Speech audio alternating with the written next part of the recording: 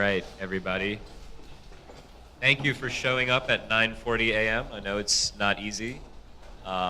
So hopefully we're going to have some fun today. We're going to be talking about incentives.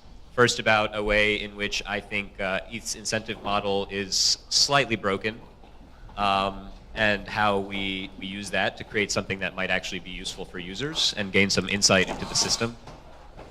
And then maybe about how to use incentives for other purposes. All right, so the first part of the talk is going to be about this token that we've launched recently called Gasp Token. And these slides are shamelessly stolen from my friend and collaborator, Florian Tramer from Stanford University. And we're going to take a journey through blockchain resource arbitrage. So imagine if you're going to a Starbucks this morning, it's 9:40 a.m., you want to wake up, you want to have your coffee. And today it's Monday, so you're going to have $4 for the cappuccino, and you're paying with Bitcoin, so the transaction fee is cheap at only 10 cents. But then the next day on Friday, it's $4 for the cappuccino, and the transaction fee is $6.25. Would this be like a nice way to run a payment system? And also think about it from the perspective of the coffee shop, who's a business who's handling a bunch of these transactions every day. Is this the way they want to be pricing their customers? So this is actually similar to the way Ethereum works today with this gas market. In Ethereum, when you submit a transaction, each transaction will use a certain amount of gas. And each user who's submitting a transaction provides a gas price that they are willing to pay per unit of gas in Ether to the miner. These gas prices, even when denominated in Ether, as this graph does, and not in US dollars, are insanely volatile. So they're volatile not only in US dollar terms, but also against Ether. They're prone to huge spikes when the network is congested, and they're also prone to being sort of very low in the periods of non-congestion, and much higher when there's a fee market that forms in a sort of auction dynamic that comes about in the system. So right here is actually when the CryptoKitties game came out. You can kind of pinpoint the effect on Ethereum transaction gas. I think it did like 50x or something like that after CryptoKitties came out. And this is not unique to Ethereum. Any large cryptocurrency that has substantial demand sees these problems. So here's the graph in Bitcoin. You can see actually the fluctuations are much more severe than in Ethereum, going from almost zero fees to $60 fees at the peak of congestion earlier this year. So how do ordinary businesses handle volatility in the real world?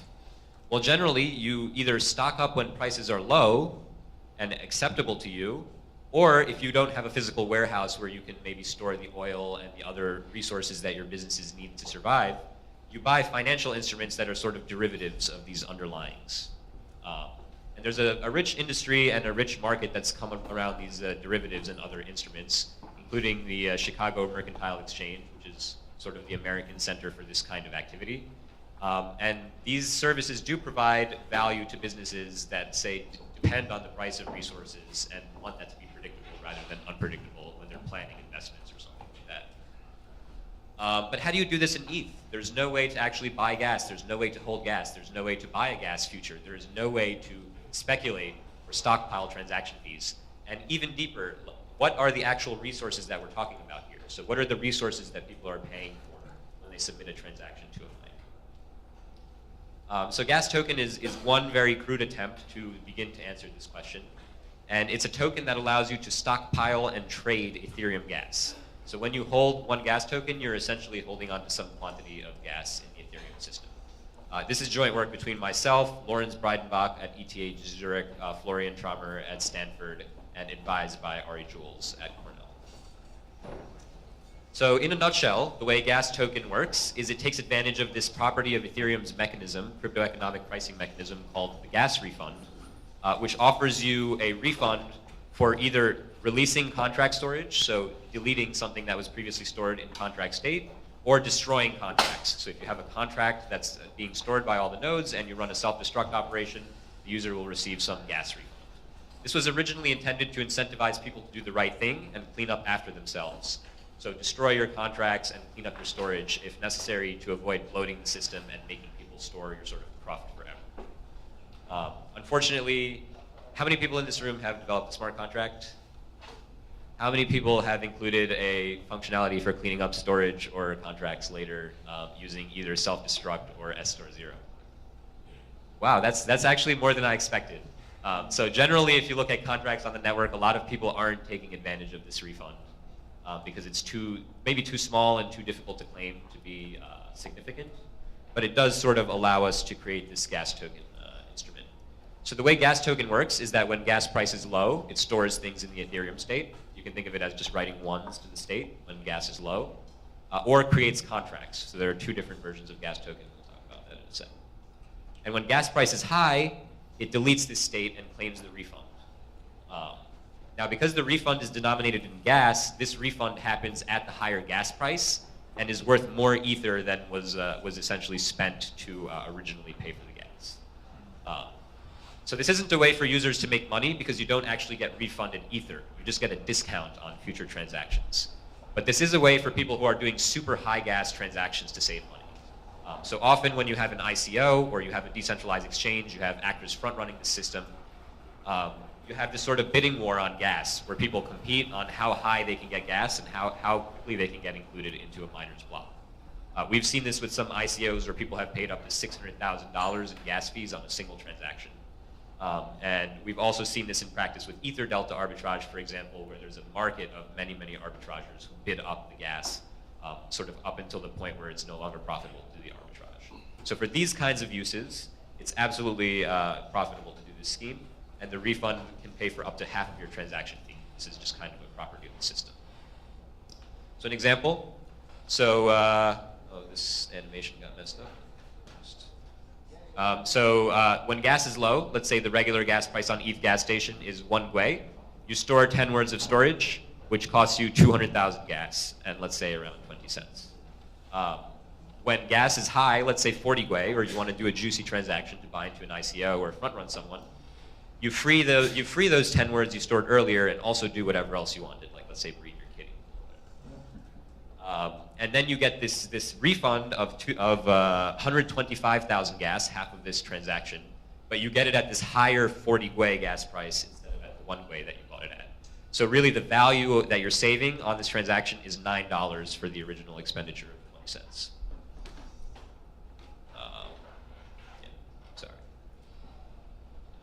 So there's two different variants of gas token that we've created. There's gas token 1, GST1, and this uses storage, so contract storage, as in like the state. And there's also GST2, which uses creation and deletion of contracts. They have different efficiency profiles. GST2 is more complex, but also more efficient. The ratio between the price you pay and the refund is slightly more favorable. It actually gets interesting. So over here, we have the sort of maximal savings and efficiency each token can achieve on the y-axis. So 2.0 here means you're saving twice as much as you're putting in terms of gas, not in terms of ether. This is the ratio between the high and the low gas price. So this is when sort of the schemes are profitable to use. And you can see that actually in general, the GST2 scheme is much more efficient than the GST1 scheme. This curve is sort of higher. But there's an interesting region here. When gas prices fluctuate between 1 and 1.4 times, when GST1 is actually more efficient. If you're interested in the full details of why, they're on the website. There's kind of an interesting question here of whether gas token 2 over the long term can stabilize gas prices by causing people to try to do this arbitrage when gas is cheap and release gas when gas is expensive, thereby sort of coming up with a constant price for a day that doesn't depend on the demand of the network as strongly. So if this does happen and the fluctuations of gas become small enough, it actually is possible that GST will be the only profitable form of gas token. All right, question, who pays for the refund? So this is kind of one way of looking at it, which is that the miner is only being paid for half the transaction cost. This is technically true because the miner would have been paid twice as much had you not used gas token. But really, more than just this, this person is paying for it. The whole network pays for it because you do have to store the storage over the long term. All nodes have to store the storage. The nodes are generally not getting paid to store the storage. And also, all nodes potentially have to process more computation in a given block than the gas limit of that block, which is kind of undesirable from a scaling point of view. So everyone is really paying for this refund. And this illustrates sort of a problem with ETH's incentive model that I think is much more widespread than just this specific case, which is that there are a lot of different parts of the system that are currently relying on commons and altruistic style models rather than being strongly incentive compatible and ensuring that economically rational actors are going to do the right thing. So this is a problem. I think there need to be solutions, and to find these solutions, we need to think deeply about what is actually being priced here and who's bearing the cost. So we need to relook at the cost of full nodes, the cost of things like light client services, the cost of storage, computation, and network, the various physical resources that we think are being exchanged. And we need more efficient and better ways to price these that are sustainable in the long term, because the current model probably is not. So why wouldn't miners blacklist Gasp Token? Well, two reasons. Ethereum is naturally censorship resistant, so any soft forks open the miners up to DOS attacks. You can just create a bunch of expensive looking transactions that will never actually validate and like use that as an amplification vector to flood miners. Gasp Token can also increase transaction demand when gas prices are low, so it's not clear that it's necessarily as much of a net loss to the miners as it looks initially. So is Gasp Token an investment vehicle, security, financial product? I mean, I'm not a lawyer, but I would not buy this thing. It is an interesting mechanism that I think could be useful for some power users, but it's likely that the developers of Gasp Token, including me, are going to and have been advocating for changes to the network that make Gasp Token unusable. So one of my favorite network changes to advocate for is storage rent, which sort of neuters this whole scheme, where users actually also have to pay for the time value of storage, as well as an upfront sort of small cost to get storage in the first place. So this comes to the sort of deeper issue with storage pricing that we're talking about here, which is that blockchain state is permanent. So blockchain state can be smart contract storage, it can be in Bitcoin, the UTXO set, etc. This is absolutely not a problem that's specific to Ethereum. Other systems like Bitcoin have a much simpler resource model, so maybe they haven't quite hit the limits of it yet, and they haven't started noticing these same issues. But there are questions coming up around UTXO set management and UTXO pruning in Bitcoin that are very similar to this. So I wouldn't assume that this is an Ethereum or even smart contract or specific problem. And another deep problem here is that a one-time transaction fee incurs a recurring and indefinite cost to the network. So we should make writing to state more expensive. Users are not going to like this because it's going to increase the cost of operating contracts, but it needs to be done because it's far too cheap to do right now. I believe we bought around, my numbers might be off here, so take this as an off-the-cuff estimate, but like around 3,000 blocks worth of Ethereum space for around $25,000 in terms of accumulating Gasp Token. And that was right after CryptoKitties, when the gas prices were like 5 to 10 times what they are now. So you can probably pick up like Ethereum full blocks for like dollars today, which is way too cheap. We also need to incentivize users to clean up better. So Bitcoin, while it doesn't have this sort of arbitrage issue that Gasp Token exploits, it does have this UTXO set where no one's ever incentivized to combine or prune their UTXOs, except when fees are like ridiculously high, by which point it's too late. So it has very similar incentive issues. It just chooses a different side of the trade-off. So yeah, again, one solution to this is storage rent. There are a few EIPs out there. I think there are some new proposals on ETH research that are even more interesting than these EIPs. And I'd love to talk to people about how to make usable abstractions for this for developers. It is tricky to execute. Contracts suddenly can start disappearing. This sort of messes with people's whole mental model of the system and the guarantees that these systems have been providing in a way that maybe even threatens their market viability in the long term. So if a new system comes along and says we don't care about being sustainable, but we're the old Ethereum and we're going to give you contracts forever, there's a very real risk that users could prefer that model. So we have to be careful in how we introduce this, and it has to be seamless to developers. But I think that at least I am convinced, I don't know about the rest of the community, but I'm convinced that in the long term, to be incentive compatible, there does need to be some sort of time cost. So this is why we started this project called Project Chicago, which aims to study crypto commodities, which are what we're calling these blockchain resources of computation, network, and storage. So you can visit the projectchicago.io. For some reason, I didn't put the URL on there. the question that we're looking at is how do we accurately price and enable free trade of these resources in a way that gives users the best possible price while making sure the system is robust going forward and that everyone is getting paid according to the costs they're actually incurring. Beyond Gasp Token, so one thing we're looking at, this is an outline for an Oracle-based derivatives contract for Bitcoin fees. So again, we said none of this stuff is unique to Ethereum. The thesis of Project Chicago is that no matter what system you have and how the market is structured for these resources, you're going to have secondary arbitrage markets that exploit these inefficiencies at large enough scale. So an example of this would be this sort of options contract for Bitcoin average fees, which is something we're actually building in Ethereum as an ERC-721. So there's going to be an ERC-721 token that you can buy to sort of have an option on the future fees in the Bitcoin network. And you know, if you're a business like Coinbase that's doing like thousands of transactions, or the future businesses that people want to build in these systems that need to be doing thousands of transactions with their users and don't want to be crippled by, like, let's say, a 100x spike in transaction fees, as Coinbase was when this happened in Bitcoin a few months ago. These kinds of instruments are going to be necessary. Not only for transaction fees, but also for other resources like hash power. So if you're a miner and you want to hedge against hash power increases when you're setting up an operation, that's also something that we want to enable to have a more efficient hash power. So gastoken.io and projectchicago.io have more info about those projects. All right, one last quick thing I'm going to talk about, and that is new incentives that smart contracts provide for the security community. So this is sort of a new topic. Here we're going to be exploring, like, what do smart contracts bring to the security community that's new and innovative?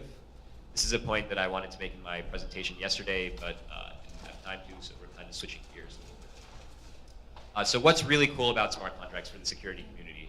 We look at this page all the time, but there's this hidden thing in here that's actually really, really valuable when you're designing secure systems.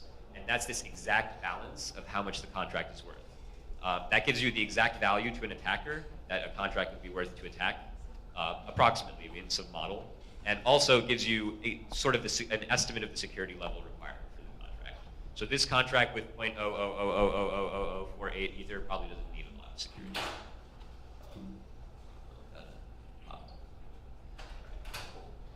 So this is why so this is one thing we leverage in announcing this Hydra project, which I suggest you check out at the hydra.io, which aims to create decentralized security and bug bounties and bring these rigorous guarantees sort of to the contract level. It's one of the first rigorous crypto economic analyses at the contract level, asking the question of how much security does a given piece of code, does a given contract have? And it also allows you to do these trust minimized, decentralized on-chain bounties without any human arbitration required, without any subjectivity in the payment, without any trust required to like trust the person to pay you or say it was a valid bug or whatever. It's based on this old 80s idea of N-version programming. I'm happy to discuss with you how it's different from standard N-version programming. But the basic idea here is developers develop many copies of their contract independently. They use different languages, different compilers, different tool chains to develop this to isolate themselves from bugs in sort of individual components. And then every time a contract runs on chain, every time a user provides some X input, our Hydra hypervisor actually runs all of the smart contracts, check that they all return the same output, and then returns that output. If they don't, then it pays whoever provided this X a bounty. So this is one way of achieving these trust minimized bounties in a programmatic way. There are also schemes that you can do to deal with external calls. So when there is an external call, we have the Hydra contract sort of multiplex it and cache the result, feed it to the heads, sort of beyond the scope of this talk. But it's interesting because we have launched a bounty on the Ethereum mainnet worth $2,600 for users. So you can go today and try to crack our ERC-20, which is composed of 4 different independently developed versions. And we're going to be announcing more soon for this project. So yeah, thank you to, I guess, obligatory plugs, same ones I gave yesterday. Check out the Hydra on the hydra.io. Check out Runtime Verification, which is another company I advise. Thank you to our industry sponsors at IC3 and obligatory disclaimers. Thank you.